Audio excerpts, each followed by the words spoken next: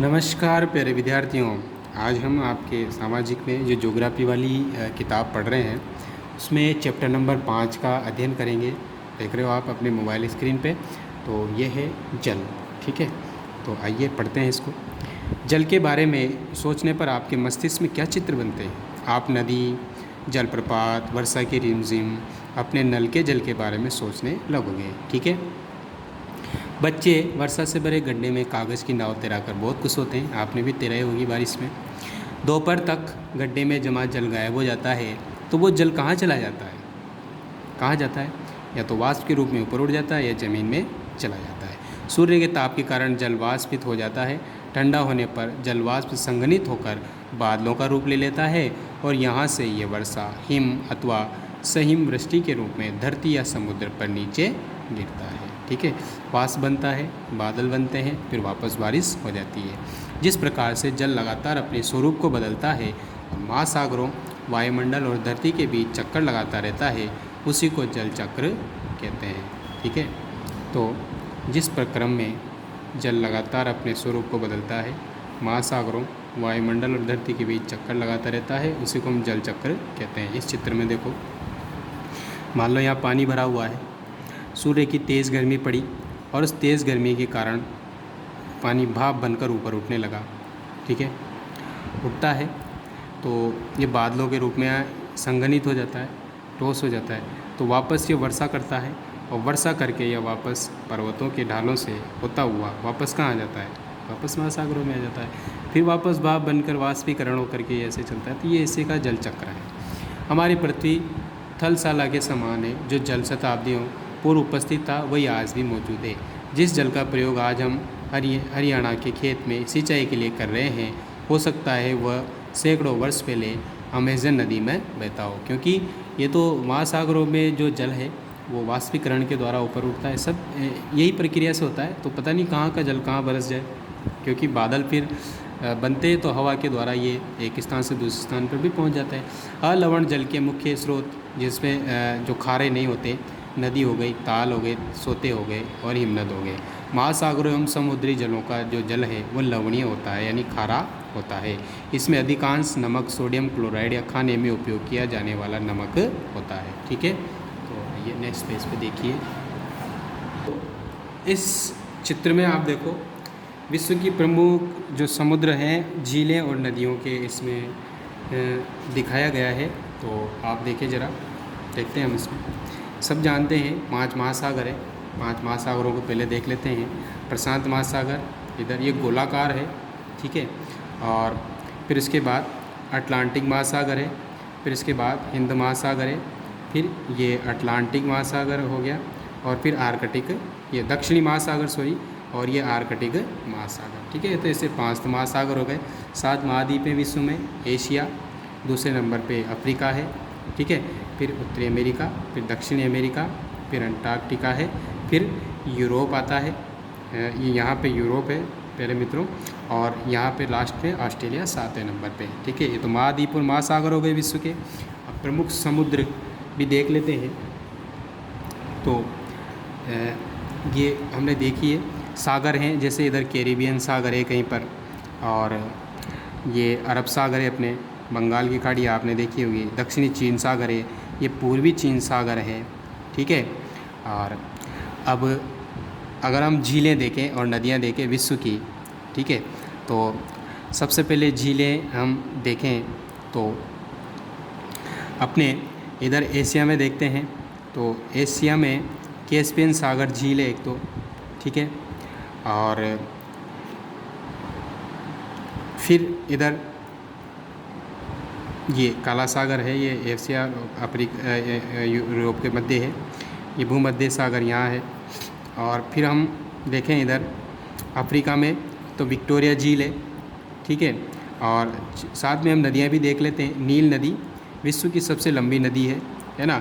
Niger नदी है, फिर कांगो नदी है, ऑरेंज नदी है, ये अफ्रीका में पाई जाती है। और अपने एशिया में हांग हो नदी, ये चीन की, एशिया की सबसे लंबी नदी है, ये चीन में है। और ब्रह्मपुत्र और गंगा नदी ये भारत की है। और फिर हम आगे देखते हैं तो उत्तरी अमेरिका में ग्रेट बियर झील है, ग्रेट स्लेव झील है, विनिपेग झील है, सुपीरियर झील है, यूरल झील है, और यहाँ मिसिसिपी नदी बहती है, साल्ट लेक है, और ये कैरिबियन सागर। फिर उसके बाद दक्षिण अमेरिका में आ गए, अमेज़न नदी बहती है यहाँ पर एक। तो अमेज़न नदी विश्व की सबसे बड़ी नदी है, ये तो सबसे बड़ी है, और नील नदी सबसे लंबी नदी है विश्व की, ठीक है।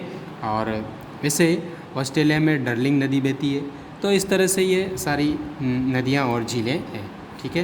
तो आप नेक्स्ट पेज पे आ जाइए। अब हम देखते हैं जल का वितरण। हम सभी जानते हैं कि पृथ्वी की सतह पर 3/4 भाग जल से ढका हुआ है। 1/3 हिस्सा लगभग 71% भाग पर क्या है, जल है, ठीक है, और 29% भाग पर ही स्थल है। यदि धरती पर थल की अपेक्षा जल अधिक है तो अनेक देशों में जल की कमी का सामना क्यों करना पड़ता है। तो इसको हम देखते हैं, क्या पृथ्वी पर मौजूद संपूर्ण जल हमारे लिए उपलब्ध है? नहीं। निम्नलिखित तालिका में हम इसके वितरण को समझ सकते हैं, क्योंकि जो सर्वाधिक जल है वो महासागरों में, और महासागरों का जल आपको पता है खारा होता है, वो लवणीय होता है और मानव उपयोग के लिए नहीं होता है। तो 97.3% तो महासागरों में है। बर्फ़ के रूप में जो दक्षिणी ध्रुव और उत्तरी ध्रुव वहाँ पर जमा हुआ है 2%, ठीक है। भूमिगत जल जो है 0.68% जो पृथ्वी के अंदर है, और झीलों का जो अलवणीय जल है, जो मीठा जल है, वो तो केवल 0.009% ही है। स्थलीय समुद्र एवं नमकीन झीलें हैं 0.09%, और वायुमंडल में जो जलवाष्प के रूप में जो मौजूद है वो 0.0019% है, और नदियों का जल जो है वो 0.0001% है। तो टोटल 100% हो गए। तो साधारण क्रियाकलाप द्वारा जल के वितरण को प्रदर्शित किया जा सकता है, ठीक है।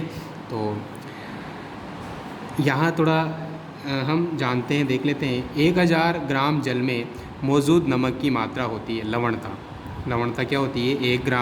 1000 ग्राम जल में मौजूद नमक की मात्रा को लवणता कहते हैं। महासागर की औसत लवणता 35 भाग प्रति 1000 ग्राम होती है। क्या आप जानते हैं कि इजराइल के मृत सागर में 340 ग्राम प्रति लीटर लवणता होती है। तैराक इसमें प्लव कर सकते हैं क्योंकि नमक की अधिकता इसे सघन बना देती है, ठीक है। क्रियाकलाप देखो, 2 लीटर जल लो, मान लो ये पृथ्वी की सतह पर जल की संपूर्ण मात्रा है, यानी 2 लीटर जल ले लिया, मान लिया कि ये पूरा जल पृथ्वी पर इतना है। बर्तन से 12 चम्मच जल मापकर दूसरे कटोरे में रख लो। अब बर्तन से जल निकालने के बाद शेष जल लवणीय जल को दर्शाता है, जो महासागर एवं समुद्र में पाया जाता है। जल उपयोग के लिए नहीं है ये लवणीय जल नमक युक्त होता है। कटोरे में निकाल कर रखा गया 12 चम्मच जल पृथ्वी पर मौजूद संपूर्ण अलवण जल की मात्रा दर्शाता है। चित्र में इस जल के वितरण को दर्शाया गया है। आप स्वयं देखें और आप जल की कितनी मात्रा का उपयोग कर सकते हैं ये हम पता लगा सकते हैं। 1 बूंद बराबर नदियाँ हैं, अलवण की झीलें हैं आधी चम्मच में, 2 चम्मच भूमिगत जल है और 9 चम्मच बर्फ़ के रूप में है। तो आप देखोगे कि जो पीने योग्य जल है मीठा, वो तो बहुत ही कम है। जीवन के लिए अत्यधिक आवश्यक जल है। प्यास होने पर केवल जल ही हमारी प्यास बुझा सकता है। ऐसे में आपको क्या ऐसा नहीं लगता कि लापरवाही से जल का उपयोग करने पर हम बहुमूल्य संसाधन को बर्बाद करते हैं। इसीलिए आज से ध्यान रखो, जल का अनावश्यक उपयोग न करें, दुरुपयोग न करें। जब आवश्यकता हो तभी हम पानी का इस्तेमाल करें और ज़्यादा से ज़्यादा उसको बचाने की कोशिश करें, क्योंकि जल तो बहुत सारा है लेकिन पीने योग्य मानव उपयोग के लिए बहुत कम है, ठीक है। तो अब इसमें देखिए,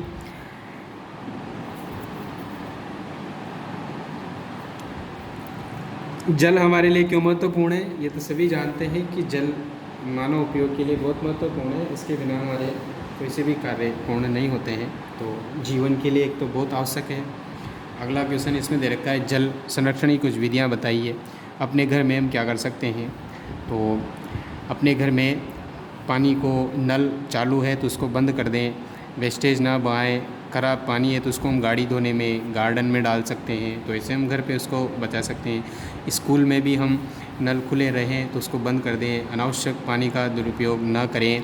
और उसके साथ साथ कुछ विधियाँ ऐसी है, जैसे छतों के जल को हम टाँके के रूप में सुरक्षित कर सकते हैं, और भी जलों को एक किसी टाँके में एकत्रित कर सकते हैं, गड्ढे में या।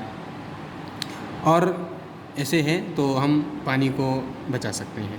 महासागरीय परिसंचरण वाले देखते हैं।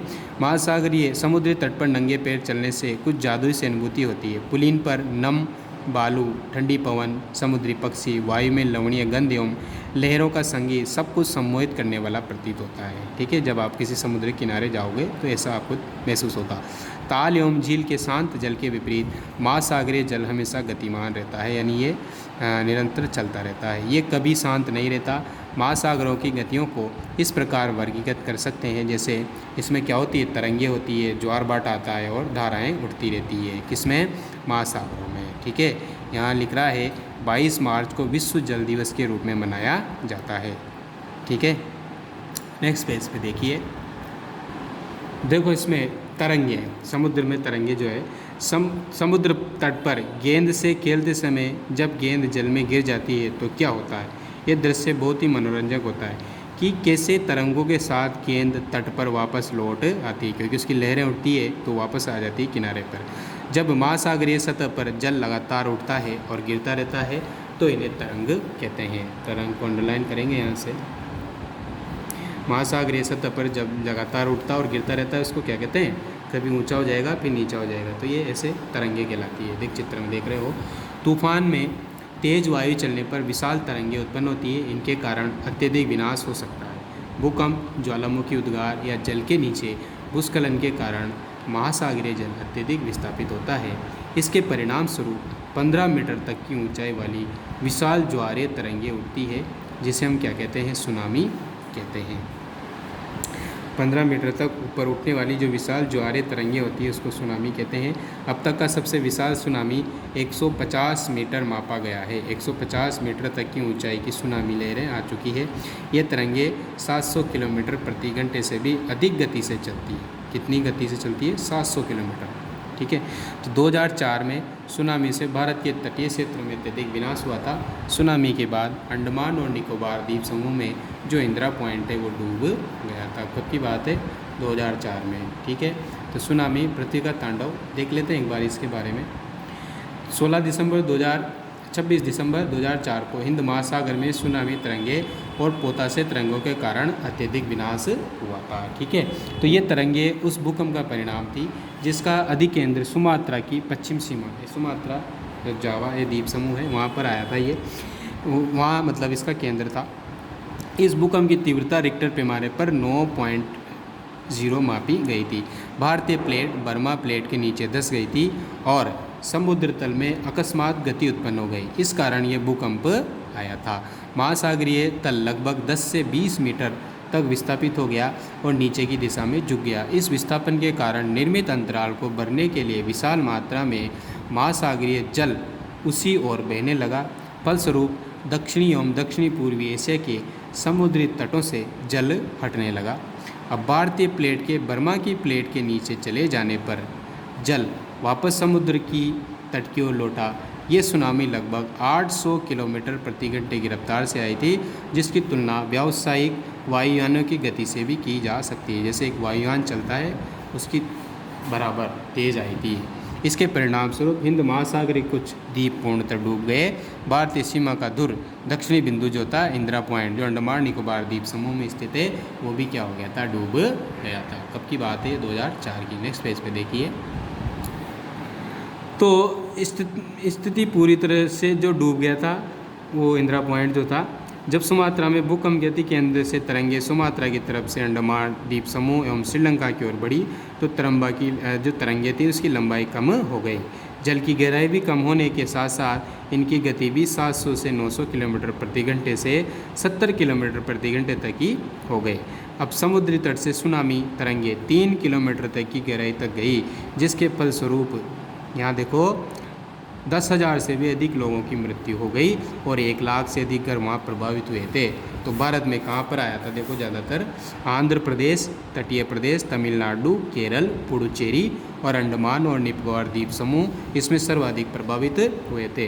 यद्यपि पहले भूकंप का अनुमान लगाना संभव नहीं है, फिर भी बड़ी सुनामी के संकेत 3 घंटे पहले मिल जाते हैं।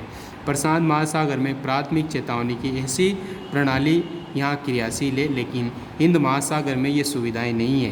प्रशांत महासागर की तुलना में हिंद महासागर में सुनामी कभी कभी ही आती है, क्योंकि ये भूकंपीय क्रिया बहुत कम होती है यहाँ पे। देखो, तो उस समय का जो विनाश है, तमिलनाडु के तट पर सुनामी द्वारा जो विनाश हुआ था, देखो घर के घर डूब गए थे, वहाँ गाड़ियाँ की गाड़ियाँ बह गई, 10,000 लोग मरना कोई छोटी मोटी बात नहीं है। ये देखो इस तरह से ये भूकंप आया था।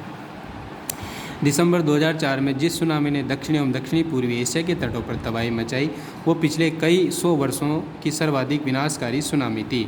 हिंद महासागर में निरीक्षण, आरंभिक चेतावनी की प्रणालियाँ एवं हिंद महासागर के तटीय निवासियों में जागरूकता की कमी के कारण जीवन एवं संपत्ति की अत्यधिक हानि हुई थी। सुनामी आने का प्रथम संकेत ये होता है कि तटीय क्षेत्र में जल में तेजी से कमी आती और फिर विनाशकारी तरंगें उठने लगती है।